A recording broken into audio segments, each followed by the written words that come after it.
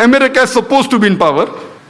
They have the media with them. So who they call a terrorist, the label gets stuck. It gets stuck. I had gone to Australia in December 2001, just a couple of months after 9/11. And one of my first talks was in the city of Perth. I gave a talk on jihad and terrorism and Islamic perspective.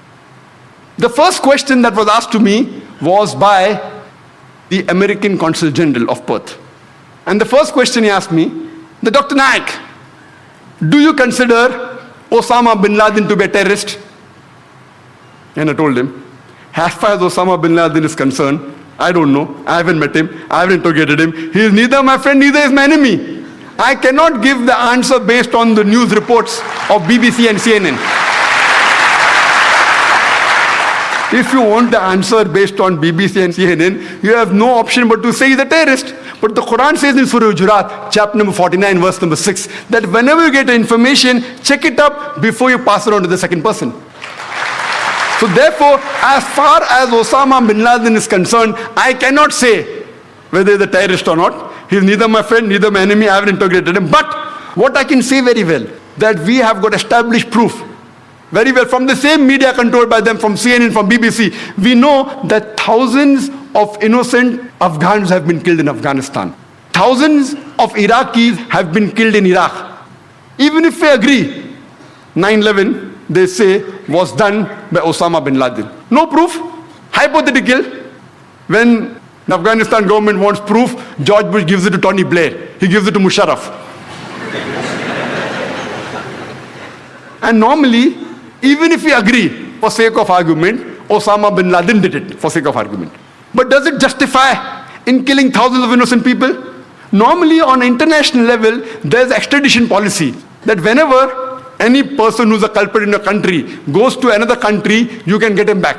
For example, India and UK have extradition policy. A few years back, one of the music director, Nadeem, according to Indian government, he was involved in murder. He goes and sits in UK.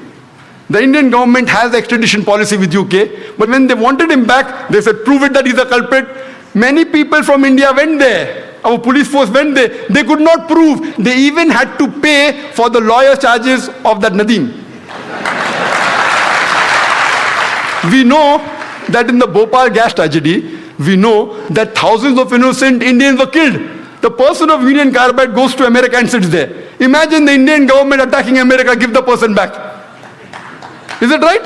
Why don't they do it? It is proved. Union Carbide, thousands of innocent human beings killed, injured, wounded, damaged for life, families ruined, ran away. We have extradition policy, nothing happens. So Afghanistan and USA don't have extradition policy yet. Even if you agree, for sake of argument, Osama bin Laden did it, it does not justify killing of innocent human beings. More than 3,000 to 5,000 Afghans were killed. Then, after a couple of years, goes to Iraq, weapons of mass destruction. And they go there, after the attack, they don't find anything. Yet, they are controlling Iraq. What is the cause? What is the reason? And people in Iraq are more troubled. They were troubled with Saddam Hussein. He was not a good Muslim. He was not a practicing Muslim. I'm not in favor of Saddam Hussein. But the trouble they are facing after America has come to Iraq is multiple times more. More people are being robbed. More people are being raped. The main purpose is what? Is oil.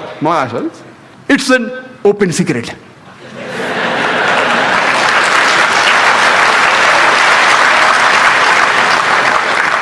So I told the American Consul General that time that according to me, number one terrorist in the world is George Bush.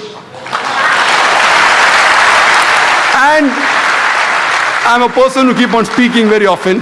I had gone to Australia just a couple of months after 9/11.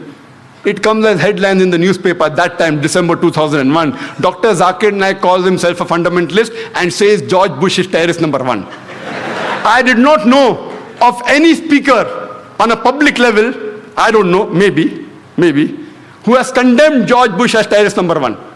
Today, it is very common. I can name 100 top personalities, and we know that Honorable Justice Hosbet, I didn't know that even he considered. Rightly, he's an honest judge, and I agree with that.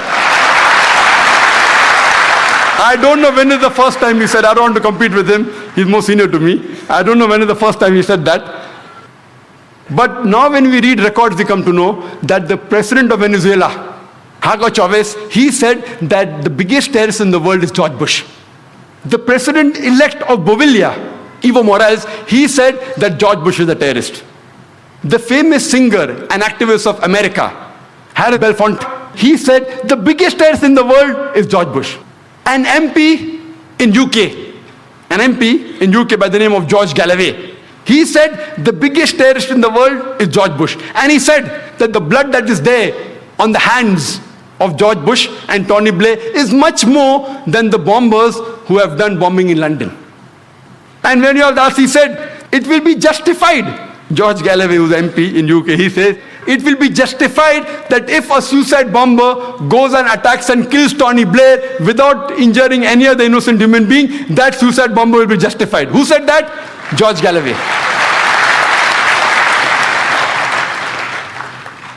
We have Jyoti Basu, a few months back, he said, when George Bush came to India, that number one terrorist is George Bush. Everyone says that, but the Indian government wants to invite him. For what? So that we learn the art of terrorism? Recently, a couple of days back, it was a news article in the newspapers that the Nobel Prize winner Betty Williams, she said that she would love to kill George Bush. She would love to kill George Bush, which I differ.